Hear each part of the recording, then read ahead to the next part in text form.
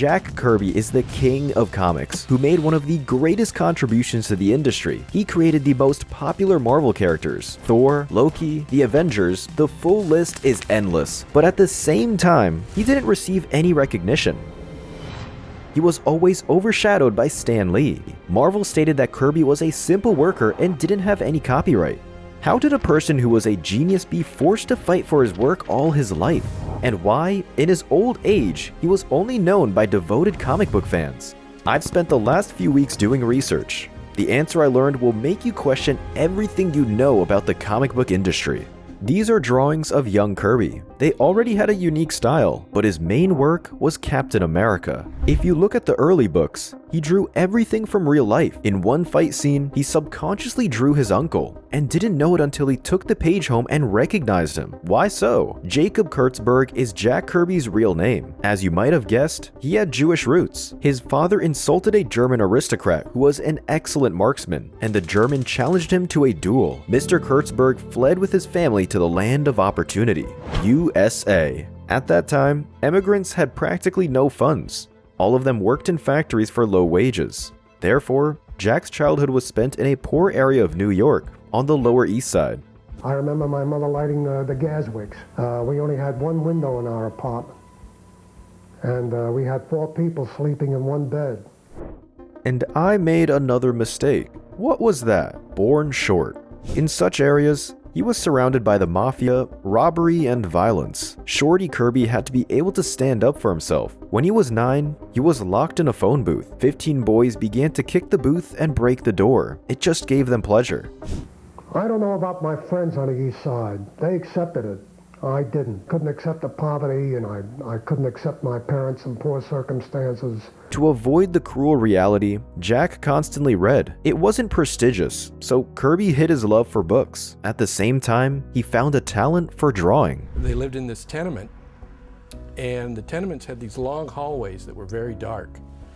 And Jack got a hold of some charcoal or something, and I guess he was about 8 years old, and he just drew on that whole wall, just some outer space fantasy that he had. And, the landlord went up to his mom and, Jackie's in trouble again, and did you see what he did? And she went out there and looked, and of course was like, oh, I can't believe he did this. But what he did to her was like, wow, I can't believe my kid did this kind of thing. One of his first works was in the comic studio of Victor Fox. This stage was very important for Kirby. He started working on his first superhero, Blue Beetle. He worked on the comics for a short time, but look at its features. He doesn't allow readers to get lost through smooth transitions from one part to another. Also, uniqueness was in the ability to give characters unique specifications. Agreed, this isn't Kirby's best art, but it became a great opportunity. After all, he met the chief editor of the company, Joe Simon. He was an experienced editor, comic book writer, and Kirby was a talented novice. It was a perfect duo, and you'll understand it right away. Simon offered Kirby a job after working on projects together. Jack was worried because it was the time of the Great Depression, but he said, "Joe, I'm in business." I respected Joe because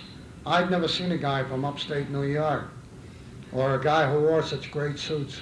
The first collaboration was the story about Blue Bolt number 2. It wasn't something popular. Even now in Google, you would still see blue shrimp. Avengers!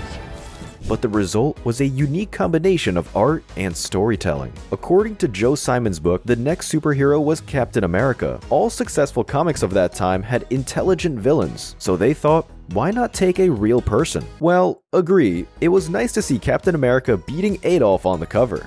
Captain America was a symbol of the times. Those were very scary times. Also, it was personal grudge since childhood. What if I could fight 25 guys? And it was just a perfect symbiosis of the Joe and Jack team. This feature was noticed in Timely Comics. When they showed Captain America, Timely immediately launched a comic book series. More than 1 million readers rated it. It was a huge success for the duo. Jack finally bought his own house and could live comfortably. But everything falls apart one day when both artists are taken to war. This was a turning point. After returning from the war, they founded their own studio to create something unique. At this point, they invented the style of love comics, but even love didn't help them avoid tragedy. In 1953, a psychologist said that comics were corrupting children. Comic books began to be heavily scrutinized and they became no better than toilet paper, and it seems that Jack's new house will have to be sold soon. At this point, he stops working with Simon. I wanted to know the reason, but I couldn't find a clear answer. They both felt it was bound to happen. This was the point where their duo peaked. In order to develop further, they needed to separate, and Kirby returned to work on classic comics at DC National. There, he creates Challengers. Yes, it will later become the Fantastic Four in Timely Comics. But not all at once. Let's go back a little. Another person worked with them during the creation of Captain America. Let's meet him, Stan Lee. His uncle was the owner of the Timely Comics studio, so he hired Stan as an assistant. Stan was driving Jack Kirby crazy. He had a little piccolo instrument. Kirby always told him to shut up, but Stan played anyway. Joe was doing drawing also, and I tell you, I could not tell the difference between Joe's drawings and Jack. Let's go back to 1960, a difficult time for comics. Kirby was constantly afraid of not providing for his family, so looking for a job, Jack enters Timely's office. What he saw shocked him. Stan Lee sits and cries in an empty office where the last furniture is being removed. The company in which he once worked for is collapsing. Mr. Kirby asked to leave his desk and started working on the comics. The first work was Fantastic Four. It was comics that saved and revolutionized the industry. Basically, the innovation was that the heroes became people. I was also heavily influenced by Kirby's experience, especially from his romance comics. Romance comics were about personal stories. This focus on characters has remained. Kirby made them multifaceted.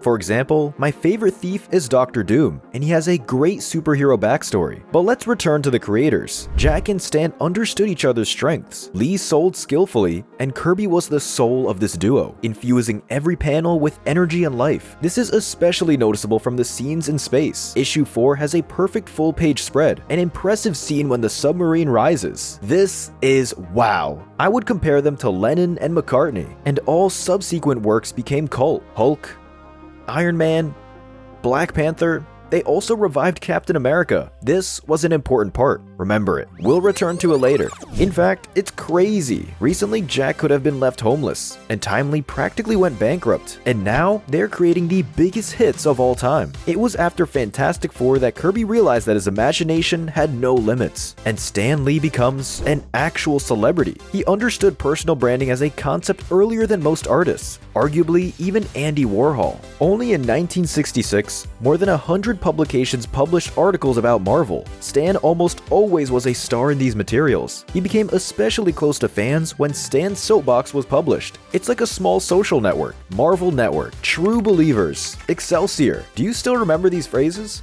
Stan Lee! Creator of Marvel Comics? Greetings, true believers. While Stan was working on marketing, Kirby was constantly improving and creating hits. Jack was the only creator who has been at his peak for 30 years. Each time he reinvented his work, the way he drew Captain America was completely different compared to his romance comics. Look at his work in 61 and 65. They got better every time. And it really was a revolution. But there is something that confused me. My inspirations were the fact that I had to make sales. What? Wasn't Stan Lee in charge of sales? Marvel worked according to this method. They give the artist a general idea and complete freedom. That means he can go home and do whatever he wants. More precisely, what is needed. He writes the script and draws by himself. This made the process of creating a comic cheaper and more creative. Here's what Stan Lee said about it. Some artists, of course, need a more detailed plot than others. Some artists, such as Jack Kirby, need no plot at all.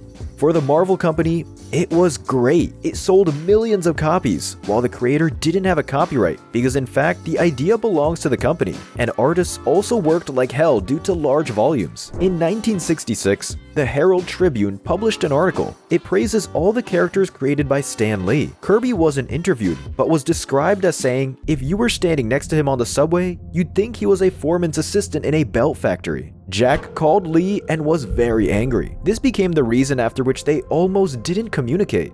You see, Stan Lee was a natural-born star. Well, Agree. A man with a broad smile who is extremely sociable with the public, Stan had an incredible talent for promotion. In fact, I don't understand why he wasn't recognized as a marketer. Thanks to his efforts, the genre of superheroes turned from a fascination of children into an entire pop culture. Jack was his complete opposite. In fact, until the 70s, he worked anonymously. While Stan became the face of the company, Kirby didn't progress financially or publicly. He was the best employee, but he didn't receive any benefits. I've had it. I'm leaving for DC. They've promised me creative freedom, something I no longer have here. Kirby left Marvel and finally stepped out of the shadows, but with a loud statement that he created all the heroes in Marvel. He was so angry that in every interview, he used the opportunity to destroy Lee's reputation. At this point, everything got difficult. The public claimed that Stan created everything. A less popular opinion is that it was Jack. None of them allowed a version of cooperation. Let's answer a logical question. Was it possible to make a successful comic out of the characters that were already in Timely Comics before the arrival of Jack Kirby? No. Stan claimed in early interviews that he created everything and Jack just drew his ideas. So I had done everybody as a villain, and one day I said, we ought to do somebody who's like a demigod. And I came up with this character, Galactus. Really kind of silly, but Jack made him look good. I went to the Bible. I came up with Galactus. As for Jack, I noticed that he often contradicted himself in his interviews. It's easiest to succumb to the option that the truth is somewhere in the middle, but let's see what both did after the Silver Age. Kirby returned to DC Comics, where he began a series called The New Gods. These comics were ahead of its time. At the time of publication, it didn't have a major commercial success, but today, we know that it's one of Kirby's most visionary and ambitious creations. At that time, Stan was more interested in publicity. This was very noticeable in his image. Just compare Lee in 1966 and 1977. With a new hairstyle, he was more charismatic. Welcome, please, a superhero of the comic book business from Marvel Comics, Stan Lee. As for the comic, after Kirby and Ditko were fired, he didn't create any successful work. Remember, we were supposed to return to Captain America. If so, well done. Which gesture Joe Simon and I don't understand. In 1966, Kirby agreed to sign a document stating that he wasn't the author of Captain America. At the same time, Joe Simon sued Marvel to recover his credit. After much litigation and pressure from Marvel, Simon signs the same deal. The turning point was the year 1976, which changed the rules of the game. At this point, Kirby began to fight for the rights to his works, and it lasted until the end of his life. Just imagine Jack was the king of comics. And what to say about artists who didn't have such a scale? Most of them died in poverty. What Lee said about this? Nothing. Despite this, Jack Kirby still shook Stan Lee's hand, standing on the same stage with him. We did something incredible, didn't we? Yes, Stan, we did. But at what cost? Jack and Stan should be one, because without one of them, the industry has never achieved such a result. In 2014, Kirby's family received compensation of $30 to $50 million from Marvel. Also, after Kirby's death, Image Comics published a separate issue in memory of the legendary creator. Many notable figures from the world of comics contributed their talents to the Phantom Power series out of respect for Kirby. It's just a pity that Jack didn't see it.